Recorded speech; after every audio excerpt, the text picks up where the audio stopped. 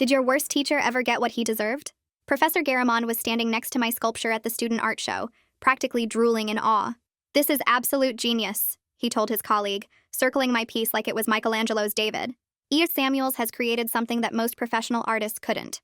I shifted closer, hoping he'd recognize me as the E. Samuels from his advanced sculpture class. But he looked right through me like I was wallpaper. "Excuse me, you're blocking my view," he said, waving me aside. "This is a masterwork that deserves proper contemplation, not some undergraduate girl using it as a backdrop for her Instagram photos." I froze, trying to decide if I should explain that I was the sculptor, but he just laughed before I could say anything. "You probably think this is just pretty. What you don't know is that E.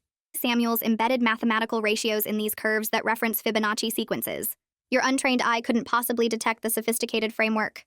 He turned to his colleague, gesturing at me like I was an example in a textbook. "This is why we need entrance exams for gallery openings. Girls like her come for the free wine and to feel cultured. They lack the foundational knowledge to appreciate what they're seeing." "I'm actually in your advanced sculpture class," I managed to say. Garamond squinted at me without a flicker of recognition, even though I sat in the front row every Tuesday and Thursday. "The scholarship kids, right? Diversity quotas? Well, at least you're trying, though honestly, comparing you to E. Samuels would be like comparing a child's crayon drawing to the Mona Lisa." He moved closer to my sculpture, running his hands over the surface I'd spent 3 months perfecting. "Feel this texture? How it shifts from rough to smooth? A female student could never achieve such control with welding equipment. It requires physical strength and spatial intelligence that women just don't possess.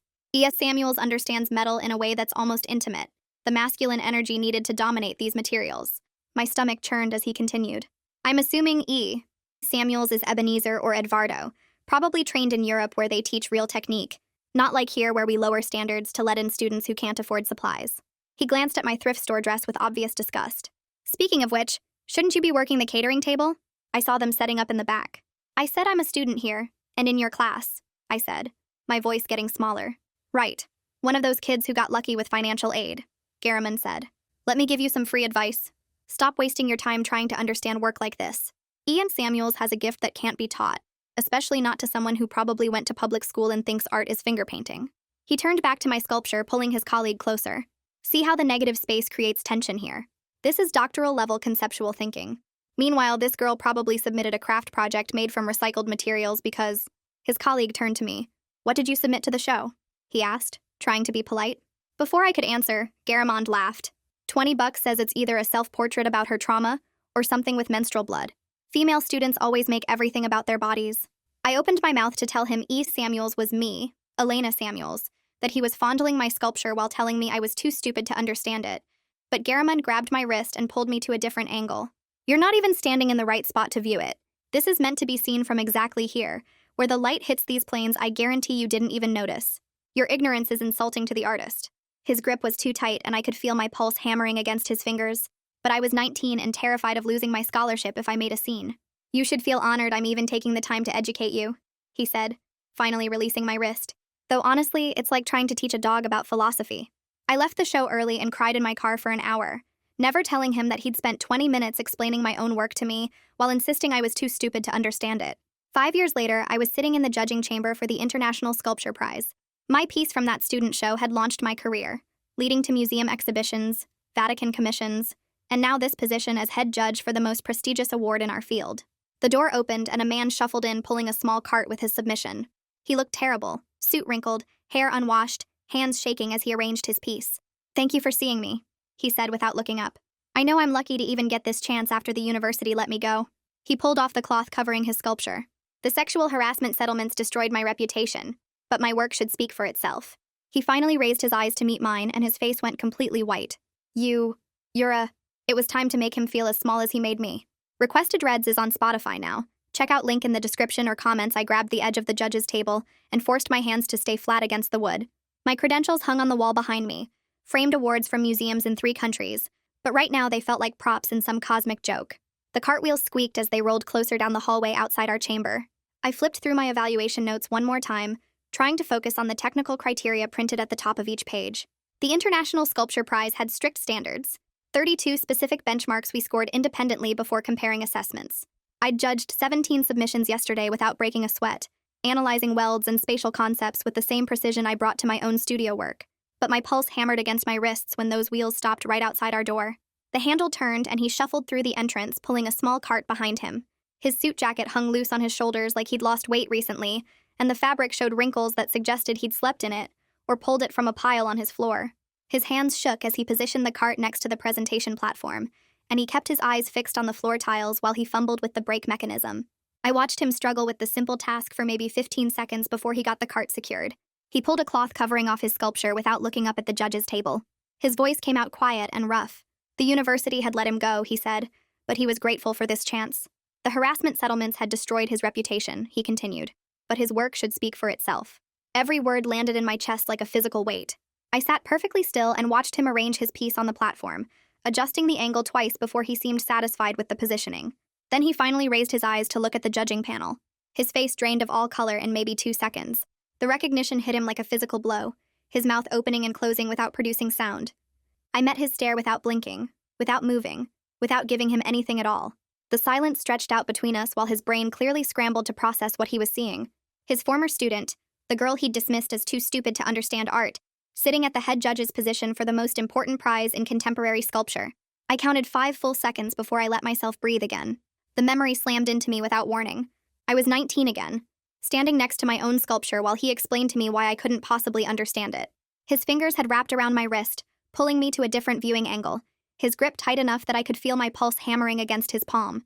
He'd positioned me like I was a piece of furniture blocking his view, like my body was just another object he could move around the gallery space.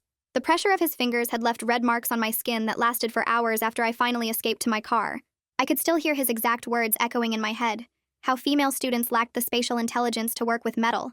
How we made everything about our bodies instead of understanding real conceptual frameworks. He'd spent 20 minutes fondling the curves I'd welded while insisting I was too ignorant to appreciate the mathematical ratios embedded in my own work. I forced my attention back to the present moment and really looked at him now. The confident professor who'd circled my sculpture like he owned it had been replaced by this diminished version shuffling around the presentation platform. His hands still trembled as he made final adjustments to his piece, and dark circles under his eyes suggested he wasn't sleeping well. The harassment settlements had clearly cost him everything: his teaching position, his professional network, probably most of his income and status in the art world. Part of me felt disgusted knowing what he'd done to other students, wondering how many young women had stood frozen while he grabbed their wrists or dismissed their intelligence. But there was also this uncomfortable flicker of something that might have been pity, watching him struggle with the cart brake, seeing how far he'd fallen from the arrogant authority figure who'd humiliated me 5 years ago. I pulled my evaluation sheet closer and reminded myself why I was sitting in this chair. The International Sculpture Prize judged artwork based on 32 specific criteria, not on personal feelings about the artists who created it. My job was to assess fabrication quality, conceptual innovation, formal composition, and technical execution. The panel was waiting for me to maintain the same professional standards I'd applied to every other submission this week. My personal history with this man could not interfere with fair evaluation of his sculpture, no matter how much I wanted to tear into him right now, no matter how satisfying it would feel to reject his work based purely on who he was and what he'd done to me. I pressed my palms harder against the table surface and focused on the sculpture itself, trying to see it objectively despite the rage burning in my chest. The door opened again, and Eloise Franklin walked in carrying her coordinator binder and a fresh stack of evaluation forms. She wore her usual professional outfit, navy blazer and practical shoes, her gray hair pulled back in a neat bun. She nodded to me and the other judges before moving to the presentation podium.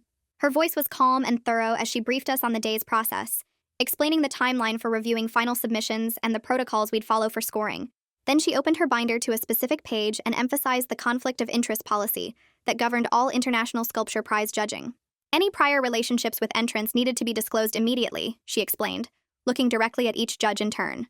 The panel had clear procedures for handling situations where judges had personal or professional history with artists under evaluation. She walked through the disclosure process step by step, her tone matter-of-fact but serious, making it clear this wasn't optional or negotiable. Michel walked over to my section of the judges' table and greeted me with his usual warm smile. He'd been judging international sculpture competitions for 15 years and had this easy confidence that came from experience. But his smile faded slightly when he caught my expression. I felt my face doing something I couldn't quite control as my eyes moved from him to the sculpture on the presentation platform. He followed my gaze and I watched his eyebrows pull together in concern. I forced my mouth into something approximating a professional smile and shook my head slightly, trying to signal that I was fine, that everything was under control. Michel had been doing this long enough to read tension in a room, and I could see in his face that he knew something was very wrong even if he didn't understand what yet. The man at the presentation platform finally looked up from his sculpture, and his eyes found me sitting at the center position of the judges' table. His face went completely white again, even paler than before if that was possible. He opened his mouth and a strangled sound came out, something between a word and a gasp, totally incomprehensible. I sat perfectly still and said absolutely nothing. I didn't smile, didn't nod, didn't acknowledge his attempt at speech in any way. The silence stretched out and filled the entire room while he stood there realizing exactly who would be evaluating his work today. His hands started shaking harder, and he gripped the edge of the presentation platform like he needed it for balance.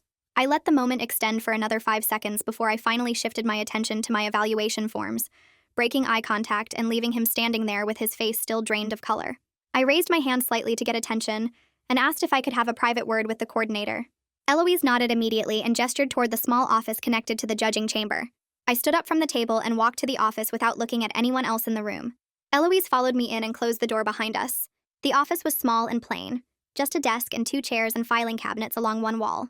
I took a breath and told her that the man at the presentation platform had been my professor 5 years ago. I kept my voice level and professional as I disclosed that he'd behaved abusively toward me during that time, though I didn't go into specific details yet. Eloise pulled out a notepad and started taking careful notes, her pen moving steadily across the page. She asked thoughtful questions about the nature of our history and whether I felt I could remain impartial given what had happened between us. Her tone stayed calm and supportive without being overly sympathetic, treating this like the serious procedural matter it was. Eloise explained that the panel had specific protocols for handling exactly these kinds of situations. She could remove me from judging his piece entirely if I felt that was necessary, she said, flipping to a marked page in her coordinator binder. The other judges would evaluate his submission independently, and my recusal would be noted in the official record.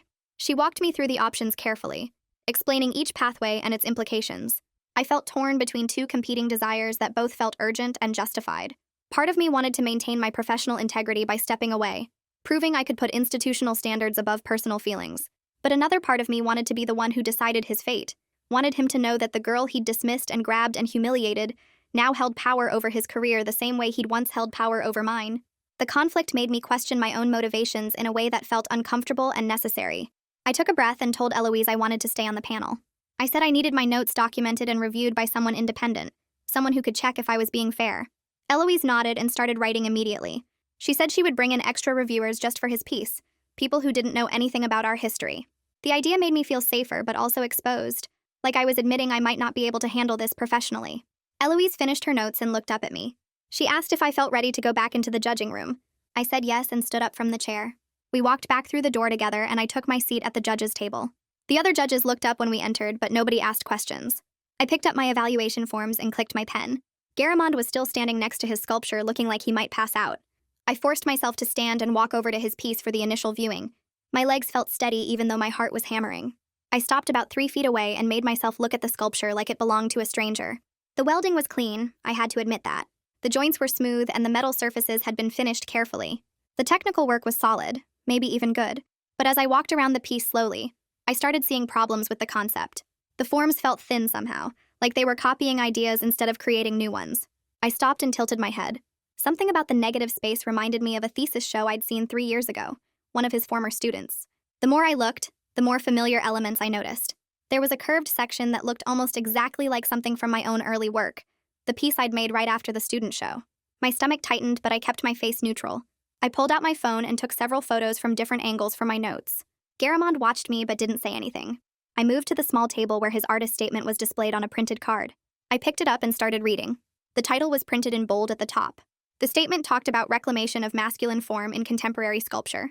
I read the words twice to make sure I understood what he was claiming. The language was pretentious and defensive, full of academic terms that didn't actually say much.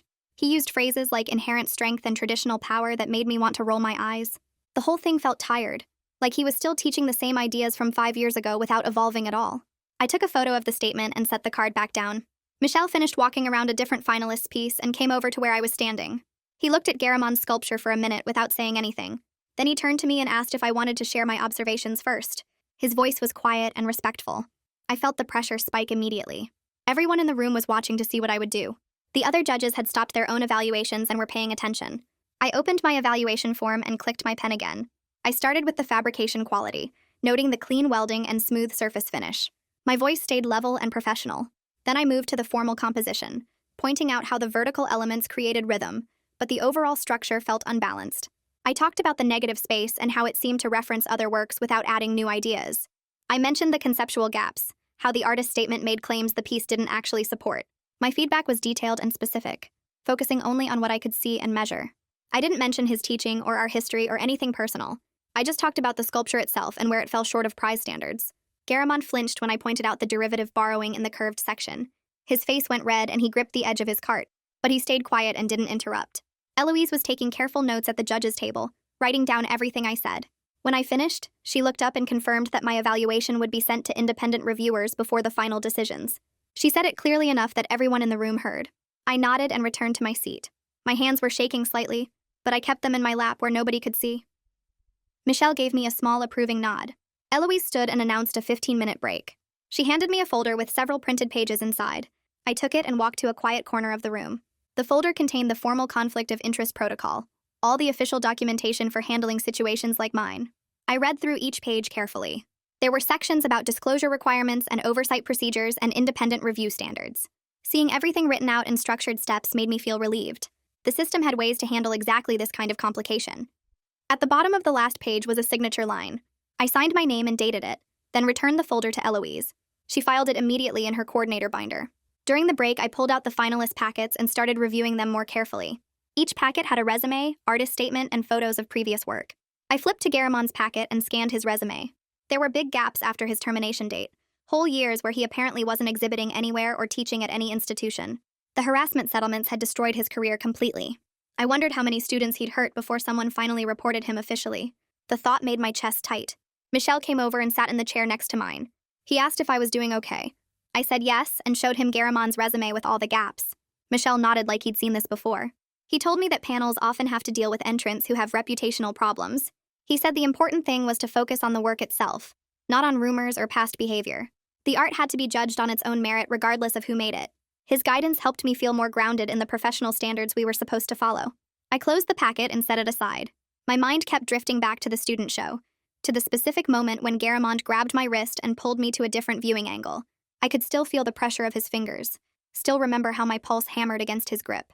I realized I hadn't told Eloise about the physical contact yet. The memory made my stomach turn, and I had to take a few slow breaths. But I decided not to mention that detail unless it became directly relevant to the evaluation process. Adding it now might look like I was trying to build a case against him instead of just doing my job as a judge. The break ended, and we returned to our seats for the afternoon session. Eloise caught my eye and gestured for me to follow her to the hallway. I walked out, and she pulled me to a quiet corner near the water fountain. She told me a journalist named Raina Barnett had been contacting her office repeatedly over the past few days. The reporter was asking specific questions about panel diversity and transparency measures for the prize. Eloise said Barnett seemed particularly interested in how we handled conflicts of interest and whether judges disclosed prior relationships with entrants. The timing felt uncomfortable given everything happening with Garamond. I asked if Barnett knew about my specific situation, and Eloise shook her head. She said the inquiries seemed general but persistent, like the journalist sensed there was a story worth investigating. The media attention added pressure I didn't need right now. Eloise asked how I wanted to handle interview requests if Barnett contacted me directly. I said I wouldn't do any interviews until after judging concluded completely. I told her I was committed to transparency about our process afterward, but I refused to compromise the integrity of ongoing deliberations by talking to press now. Eloise nodded and said she appreciated my caution. She promised to handle all media inquiries herself until we reached final decisions. I felt relieved knowing she would act as a buffer between me and outside scrutiny during this vulnerable time. We walked back into the judging chamber and I pulled out my evaluation notes. The afternoon was scheduled for second detailed passes on all finalist pieces. I stood and approached Garamond's sculpture again, forcing myself to look at it with fresh eyes. The welding was clean and the proportions were balanced, but something nagged at me as I circled the piece. The curved forms intersecting at sharp angles felt familiar in a way that went beyond general sculptural vocabulary. I stepped back and studied the negative space between the metal planes. Then it clicked. 3 years ago, I had attended a thesis show at a different university and seen a student's work that used almost identical formal strategies. The derivative borrowing was subtle enough that Garamond probably thought no one would catch it. But I had been in this field long enough to recognize when someone was recycling other people's ideas instead of developing their own. The student's piece had been smaller and used different materials, but the underlying conceptual framework was nearly identical. I pulled out my phone and searched my photos until I found images from that thesis show. I compared them to Garamond's sculpture, and the similarities were undeniable. I returned to my seat and opened a fresh page in my notes. I described the formal resemblances carefully without making direct accusations of plagiarism. I wrote about the specific intersection patterns and the way negative space functioned in both pieces. I questioned the originality of Garamond's approach and noted that the work seemed to rely heavily on established solutions, rather than pushing into new territory. My documentation was factual and detailed, providing enough information that independent reviewers could verify my observations. I made sure to include the name of the student show and approximate dates, so others could check my claims. The writing took almost an hour because I kept revising to remove any emotional language or personal bias. Every word needed to be defensible and grounded in observable evidence. Michel stood and stretched, announcing he needed coffee. I followed him to the small break room down the hall. He poured 2 cups and handed me one. I asked him how panels typically distinguished between artistic influence and problematic appropriation. Michel leaned against the counter and explained that all artists build on what came before, but there were clear lines between inspiration and derivative work. He said panels looked for whether an artist transformed their sources into something genuinely new or just repackaged existing ideas with minor variations. His perspective helped me articulate why Garamon's borrowing crossed into problematic territory. The piece didn't advance the conversation or offer fresh insights. It just executed familiar strategies competently without taking any real risks. Michel asked if I had concerns about a specific finalist, and I showed him my notes about the formal similarities. He studied my documentation and agreed the resemblance warranted flagging for review. I spent the rest of the afternoon evaluating the other finalists. Relief washed over me as I examined their work, because several pieces were genuinely exceptional. One sculptor had created an installation using recycled industrial materials that completely transformed how viewers moved through space.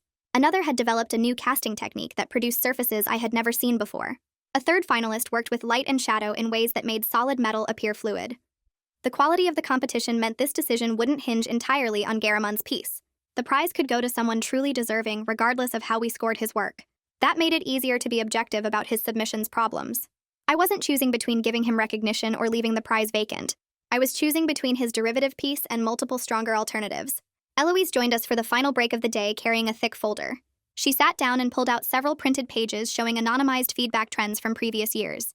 She explained that winning panels consistently rewarded bold risk-taking over technical polish alone. The data showed that pieces demonstrating innovative approaches scored higher than work that simply executed traditional methods well. This strategic clarity helped me frame my critique of Garamon's sculpture. His piece prioritized safe execution over genuine innovation. The welding was skilled, but the underlying ideas were borrowed and cautious. Nothing about it challenged viewers or pushed the field forward. Eloise's analysis gave me language to articulate why technical competence wasn't enough at this level. I returned to my desk and opened my laptop to draft the formal written critique. I started with observations about his fabrication choices, noting the clean welds and balanced proportions. Then I moved into conceptual development, describing how the piece relied on established formal strategies without transforming them. I discussed the work's positioning within contemporary sculpture discourse, explaining how it echoed existing conversations rather than advancing them. The language was precise and unemotional, exactly the kind of professional feedback I would provide for any artist at this level. I included specific references to the formal similarities I had documented earlier. I revised the critique 3 times to remove any hint of personal bias or vindictiveness. Every sentence had to serve the goal of fair evaluation based on observable qualities of the work itself. The session ended and I gathered my materials. Michel said goodbye and headed toward the parking garage. I walked down the hallway toward the exit, my bag heavy with folders and notes. Footsteps echoed behind me, and I turned to see Garamond approaching. He raised one hand in an awkward gesture and opened his mouth to speak. I held up my hand to stop him before he could say anything. I told him firmly that I couldn't have this conversation. He looked confused and said he just wanted to clear the air about what happened years ago. I repeated that all communication needed to go through proper channels and that he should contact Eloise if he had concerns about the evaluation process. My boundaries were clear, and I wasn't going to let him corner me in an empty hallway. He started to argue, but I turned and walked away quickly. My hands were shaking by the time I reached my car. I emailed Eloise as soon as I got home, describing the hallway encounter in detail. I explained that Garamond had approached me outside the judging chamber wanting to discuss our past. I noted that I had declined the conversation and referred him to her office. Eloise responded within 20 minutes saying she would log the attempted contact in the official record. She said she was sending a reminder to all entrants about communication rules during active judging. Her email included the text of the reminder she planned to send. It stated clearly that judges and entrants were prohibited from private communication during deliberations, and that all inquiries must go through the coordinator's office. Any violation of this policy would result in immediate disqualification. Her swift response reinforced that the institutional systems were working to protect both judges and artists from inappropriate interactions. I felt grateful for her support and relieved that Garamond's attempted contact was now documented officially. That evening, I pulled up the public records from Garamond's harassment settlements on my laptop. The documents were carefully redacted with names blacked out, but the patterns were impossible to miss. One student described how he praised her thesis concept in private meetings, then told the rest of the class it showed weak thinking, and suggested she consider switching majors. Another reported that he would touch her shoulders while reviewing her work, and stand too close during critiques. A third detailed how he systematically undermined her confidence by comparing her unfavorably to male students, while privately telling her she had potential if she worked harder. The behaviors matched exactly what I experienced and suspected. He targeted female students specifically, finding ways to make them doubt their abilities while positioning himself as the authority who could validate their worth. Reading through the statements made my stomach turn because I recognized the same tactics he used on me, the same pattern of public humiliation combined with private encouragement designed to create dependence on his approval. The settlements listed monetary amounts and required him to attend training sessions, but nowhere did the documents indicate he actually understood what he had done wrong or felt genuine regret. I closed my laptop and sat in the dark for a while thinking about how many students he had damaged before someone finally reported him. The anger felt hot and immediate, making me want to use my position as head judge to destroy any chance he had at professional redemption. But I made a conscious choice not to weaponize my authority. I sat at my kitchen table the next morning and wrote out my commitment to evaluate his work on merit alone, despite how much I wanted him to suffer. The high road felt frustrating and deeply unsatisfying because part of me believed he deserved to be punished for what he did to me and to other students. But using my power as a judge to settle personal scores would make me exactly the kind of person who abuses institutional authority for personal gain. I had built my career on integrity and fair evaluation, and compromising those principles would damage everything I had worked to achieve.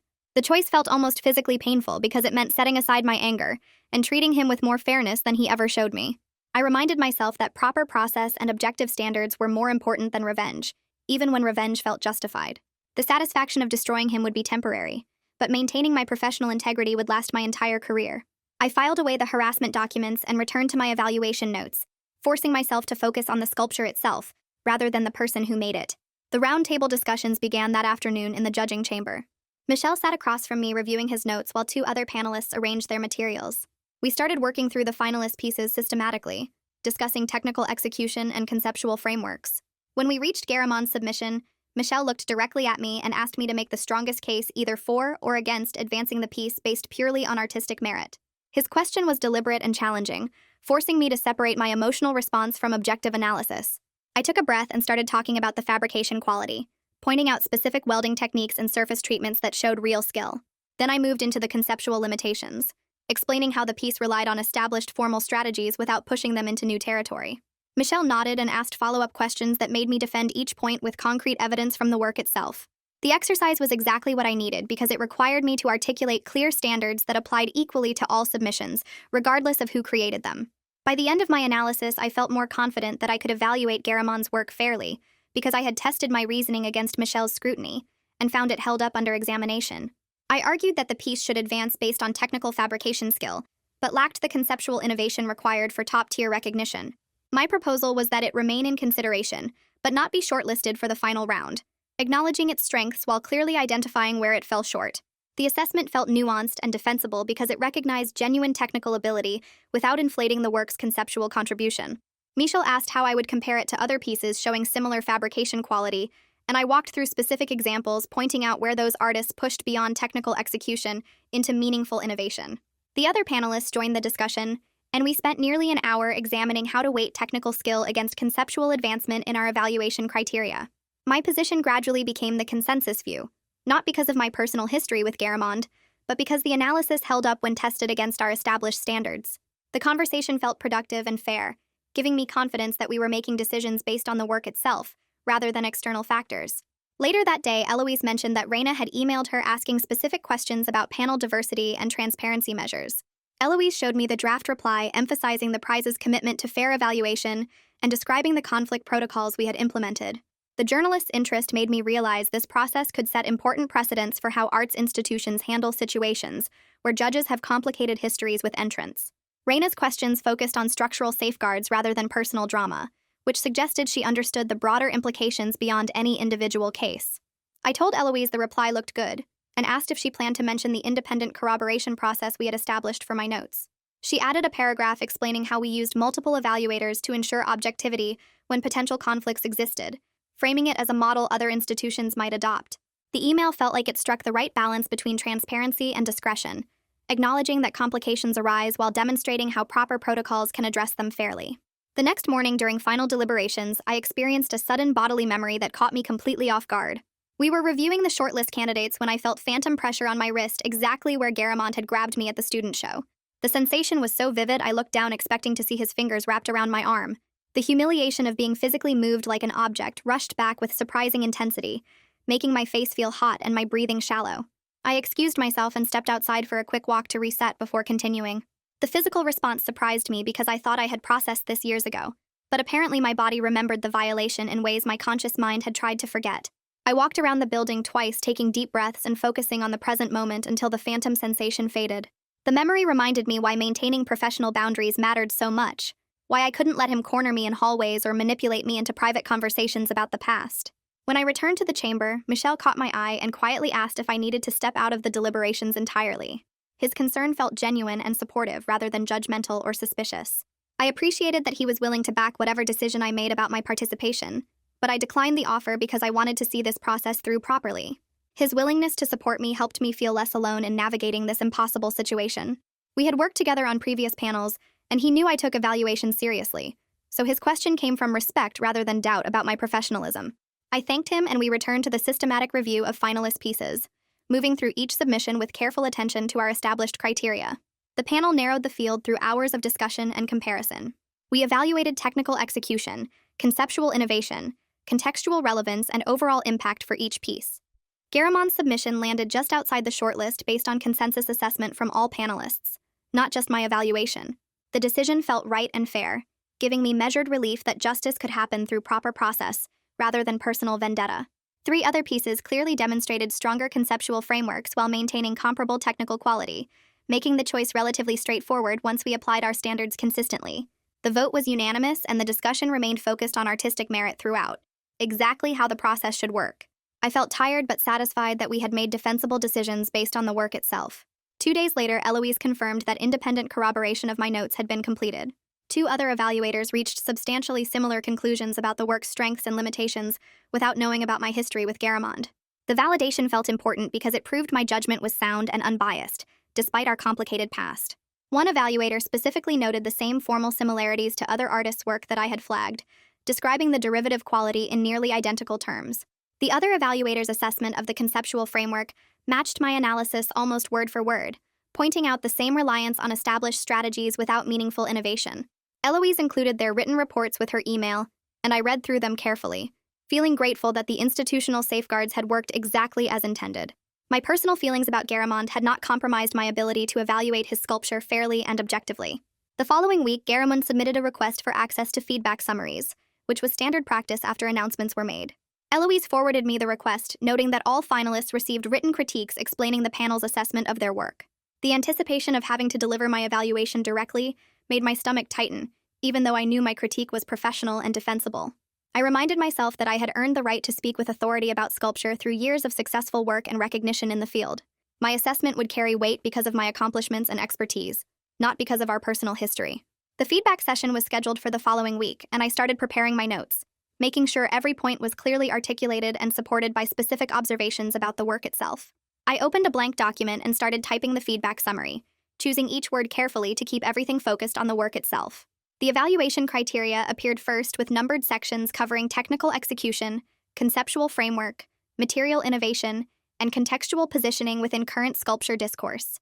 Under technical execution, I noted the clean welding joints and competent surface finishing, while pointing out areas where the fabrication could push beyond standard approaches. The conceptual framework section identified the derivative borrowing from other artists' formal strategies and suggested ways to develop more original visual language. I wrote about how the piece relied too heavily on established conventions instead of taking risks that could advance the conversation in meaningful ways. Material innovation received similar treatment with acknowledgement of basic competency, but clear notes about missed opportunities to explore the medium's potential. The document ran 3 pages single-spaced and never once mentioned our personal history or the student show or anything beyond what existed in front of me during evaluation. I saved the file and sent it to Eloise for review before it would go to Garamond, knowing every word would be scrutinized but confident the critique was fair and useful. That evening, I pulled up my laptop and searched for Raina Barnett's previous articles, needing to understand her approach before considering any conversation about reforms. Her byline appeared across multiple arts publications, with pieces examining funding inequities in museum programming, an investigation into how major galleries handled misconduct allegations against represented artists. One article detailed how an institution had quietly removed an artist from a group show after harassment complaints, but never made public statements, leaving other venues unaware of the pattern. Another piece explored how arts education programs often lack clear reporting structures for students facing inappropriate behavior from instructors. The writing was sharp and well-researched but never sensational, focusing on systemic failures rather than personal drama. She cited specific policy gaps and interviewed multiple sources to build complete pictures of institutional problems. I felt relieved reading through her work, because it suggested she might actually care about fixing broken systems, instead of just generating clicks with scandalous stories. The idea started forming that maybe after results were announced, I could give her background context about the structural issues this prize evaluation had revealed, talking on the record but without naming Garamond specifically about how conflict of interest protocols need strengthening. The conversation could push for changes that would protect future judges and artists from similar situations, turning my uncomfortable experience into something constructive. I made notes about what reforms seemed most urgent, including clearer disclosure requirements at earlier stages and mandatory independent review when judges flag potential bias. The next morning, Michelle found me in the hallway outside the judging chamber and suggested we grab coffee before the day's session started. We sat in the small cafe downstairs, and he brought up an idea that had been taking shape in his mind about formalizing a mentorship track for promising artists who didn't make the shortlist. Instead of just sending rejection letters, the prize could offer developmental support through structured guidance from established sculptors, providing feedback and resources to help artists strengthen their practice. The concept felt genuinely constructive and aligned with my belief that the arts community should invest in growth, instead of just acting like gatekeepers who either grant access or slam doors. Michel pulled out his tablet and we started drafting basic criteria right there at the coffee shop, making sure the framework could apply to multiple artists based on specific developmental needs, rather than being tailored to benefit anyone in particular. We focused on technical skill that needed conceptual development, or strong concepts that required better execution, or artists working in isolation who needed professional guidance about exhibition opportunities and career building. The mentorship program would include quarterly reviews, access to studio facilities, and connections to curators and collectors who could provide informed perspective. We wrote everything down, knowing it would need full panel approval, but excited about creating something positive from a complicated situation. Back in the judging chamber that afternoon, Eloise distributed a late submission that had arrived in her inbox that morning, and my stomach dropped when I saw Garamond's name on the file. He had written a 3-page addendum to his artist statement claiming the panel had misinterpreted his conceptual framework and explaining in tedious detail what we had supposedly failed to understand about his work. The document was defensive and irritating, exactly the kind of reaction I remembered from his teaching, where he never admitted limitations, but always blamed others for not grasping his genius. He wrote about how contemporary evaluation standards had become too focused on novelty instead of recognizing mastery of traditional approaches, arguing that his piece deserved recognition for technical excellence even if the concept felt familiar. The addendum included citations of other prize winners whose work he claimed was similarly rooted in established traditions, trying to build a case that derivative work should still qualify for top honors. Eloise read through the submission quietly, then looked up at the panel and stated clearly that the rules prohibit modifications to artist statements after initial submission deadlines. Her voice was calm and firm as she explained that allowing late addendums would create unfair advantages and undermine the evaluation timeline that all other artists had followed. I stayed completely silent during her explanation, watching the rules get applied fairly to everyone regardless of who was submitting. The institutional integrity held, and Garamond's desperate attempt to reframe his work got rejected on procedural grounds before we even had to discuss the content. Eloise filed the addendum in the record, but confirmed it would not be considered in our final deliberations, and I felt a small victory knowing the systems were working exactly as they should. We moved into final ballot discussions the following day with all evaluation notes compiled and independent reviews completed. The panel reviewed each shortlisted piece systematically, discussing strengths and weaknesses and debating which work demonstrated the most significant innovation and risk-taking. 3 pieces stood out clearly, with one sculptor's installation pushing material boundaries in ways that felt genuinely groundbreaking. The vote proceeded smoothly and unanimously, with everyone agreeing this artist had created something that challenged both maker and viewer, while maintaining rigorous technical standards. Garamond's piece never entered serious consideration for the shortlist, and nobody questioned that decision because the evaluation had been thorough and fair throughout. I felt quiet satisfaction mixed with total exhaustion, knowing we had made the right choice but drained from all the emotional labor required to stay objective. The announcement was scheduled for the following week, and Eloise immediately started coordinating logistics, arranging for tight security, and managing the significant media presence that always accompanied major prize results. She handled everything with calm efficiency, setting up the press area and coordinating with the venue staff about crowd control. I spent the days before practicing my prepared remarks in front of my bathroom mirror, taking steadying breaths and reminding myself this was about articulating values, not settling personal scores. The morning of the announcement, I dressed carefully in clothes that made me feel authoritative and drove to the venue early to review the setup.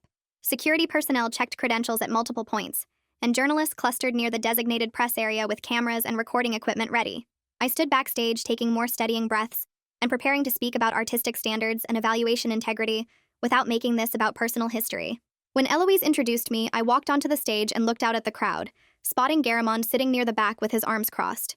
I began delivering my prepared remarks about the importance of risk and rigor and accountability in craft, emphasizing that great sculpture challenges both the person making it and the people viewing it. My words were carefully chosen to articulate core values without referencing anyone specifically, claiming my voice as an authority in the field where I had earned recognition through years of serious work. I talked about how technical skill matters, but innovation matters more, how we need artists willing to push boundaries instead of repeating established patterns. The speech ran 8 minutes, and I never once looked directly at Garamond, but I knew he was hearing every word about the standards his work had failed to meet. I stepped back from the podium, and Eloise moved forward with the official announcement packet, opening it carefully while the crowd leaned in. She read the winner's name, and the room filled with clapping and cheering, people standing up to see the sculptor who'd created the installation that pushed material boundaries in ways we all agreed felt truly groundbreaking. The winner walked to the stage looking stunned and grateful, shaking hands with each of us judges before accepting the award. Eloise then introduced the new mentorship program, explaining how we'd identified 5 artists whose work showed real promise but needed more support and guidance to reach the next level. She read the names slowly and clearly, and Garamond's appeared third on the list, right between 2 other sculptors I didn't recognize. The crowd clapped politely for each name, treating all 5 artists exactly the same way, which felt right and fair. I watched Garamond's face from the stage and saw something that looked like relief mixed with shame, his shoulders dropping slightly as he processed being included in a developmental program rather than being rejected completely. The whole announcement took maybe 15 minutes, and then people started moving toward the reception area where wine and small plates were set up. I stayed near the stage helping Eloise pack up the official materials, keeping myself busy so I wouldn't have to make small talk with anyone from the crowd. Garamond approached the edge of the stage area and asked Eloise if he could get his feedback summary, speaking quietly and keeping his distance from me. Eloise nodded and told him she'd arrange a meeting for later that week, and that she would be present during the discussion to make sure everything stayed professional and appropriate. Her calm handling of the request made me feel protected without making a big scene about it, and I appreciated how she managed to set clear boundaries while still treating him with basic respect. We scheduled the meeting for Thursday afternoon in one of the smaller conference rooms, a space with windows and multiple exits that felt safer than a closed office would have. I spent the next few days preparing my written critique, making sure every observation was grounded in specific technical details and conceptual analysis, nothing that could be twisted into personal attack or revenge. When Thursday came, I arrived early and reviewed my notes one more time, taking deep breaths and reminding myself that I'd earned the right to speak with authority about sculpture at this level. Garamond showed up exactly on time, carrying a notebook and looking nervous, his hands shaking slightly as he sat down across from me. Eloise sat between us at the table, her presence making the space feel controlled and safe, and she started by reviewing the ground rules for feedback discussions. I pulled out my written critique and began reading it aloud, keeping my voice steady and professional as I detailed the formal weaknesses I'd observed in his piece. I pointed out how the welding showed competent technique, but the joints lacked the kind of innovative thinking that would push the medium forward, how his use of negative space felt predictable rather than surprising, how the overall composition relied too heavily on established patterns instead of taking real risks. I noted the derivative choices that echoed other artists' work, specifically mentioning the thesis show where I'd seen similar formal strategies used more effectively by a younger sculptor. My delivery stayed grounded and factual, each criticism backed up with concrete examples and specific suggestions for how he could develop his conceptual framework more fully. I talked about how great sculpture requires both technical skill and genuine innovation, how the field demands artists who are willing to fail spectacularly while trying something new, rather than succeeding at something safe. The critique took about 20 minutes to read through completely, and Garamond listened without interrupting, taking notes and nodding occasionally. When I finished, he sat quiet for a moment, then started talking about how he appreciated the feedback and wanted to apologize for how he'd treated me as a student. I cut him off immediately, telling him firmly that this meeting was about his artwork and not about our past, and that if he wanted to address his previous conduct, he needed to go through the university's proper channels for reporting and accountability. Eloise backed me up right away, reminding him that feedback sessions focus solely on artistic development and that personal matters belong in different institutional spaces. He looked surprised but stopped trying to shift the conversation, going back to asking questions about specific technical points from my critique instead. After the meeting ended and Garamond left, Michelle found me in the hallway and asked how it went.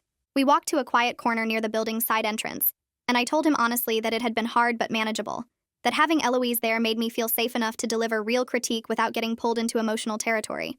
Michelle said I'd handled an impossible situation with grace and integrity, which made me feel less shaky about the whole confrontation. He suggested we propose a public education initiative about critique culture, something that would help both established artists and emerging ones understand the difference between rigorous evaluation and abusive treatment. The idea gave me something constructive to focus on, instead of just replaying the uncomfortable moments from the meeting, and I agreed to work with him on developing a proposal. We spent another 10 minutes talking through what such a program might look like, how it could include workshops on giving and receiving feedback, how it might establish clearer standards for what counts as professional critique versus personal attack. When Raina contacted me a few days later asking for an interview, I agreed but made it clear I wanted to focus on process transparency and the mentorship program expansion, rather than any personal conflicts.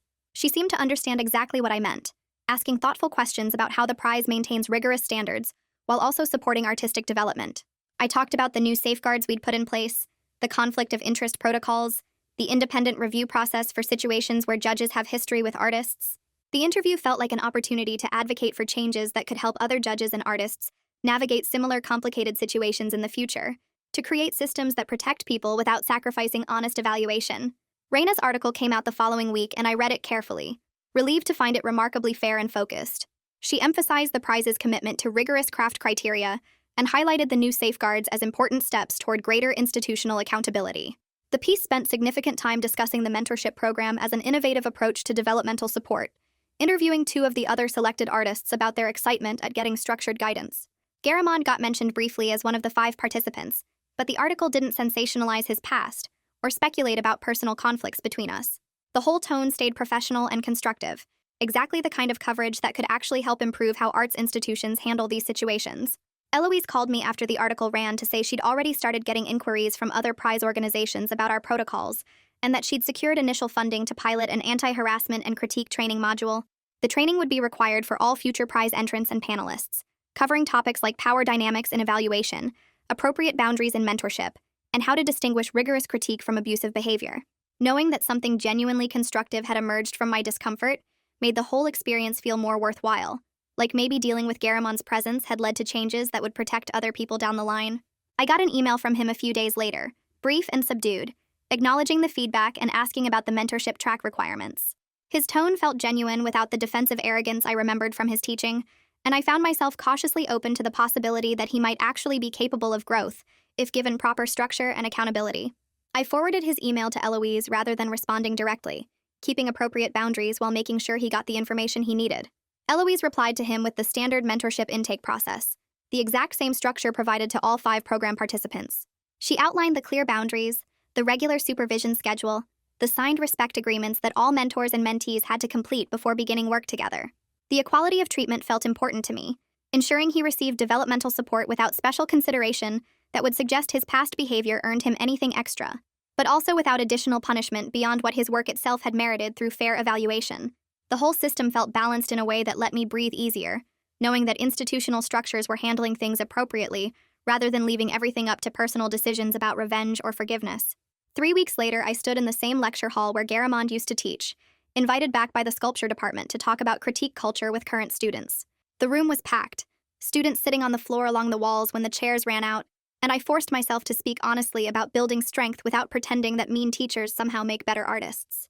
I talked about the difference between hard feedback that pushes you forward and abuse that just tears you down, about how real critique focuses on the work itself instead of attacking who you are as a person.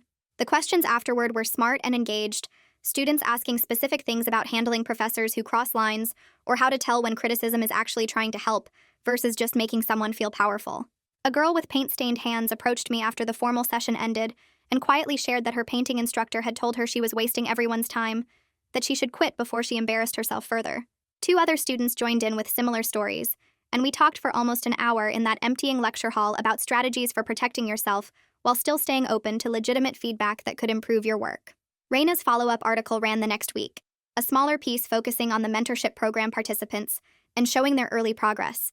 She interviewed 2 of the other selected artists about their excitement at getting structured guidance from established professionals, then mentioned Garamond briefly as someone who had attended the orientation session and begun working with his assigned mentor. The whole tone stayed measured and constructive, presenting him as one person among several receiving developmental support, rather than making his participation into some dramatic redemption story. The article highlighted specific ways the program was helping artists identify weak points in their conceptual frameworks and develop stronger technical approaches, Exactly the kind of coverage that could encourage other institutions to try similar models. I felt relieved reading it, knowing the focus stayed on systemic improvements rather than personal drama that would just feed into unhealthy narratives about forgiveness or revenge. Late that evening, I stood in my studio with my welding mask down, working on a new piece that had been taking shape in my mind for months.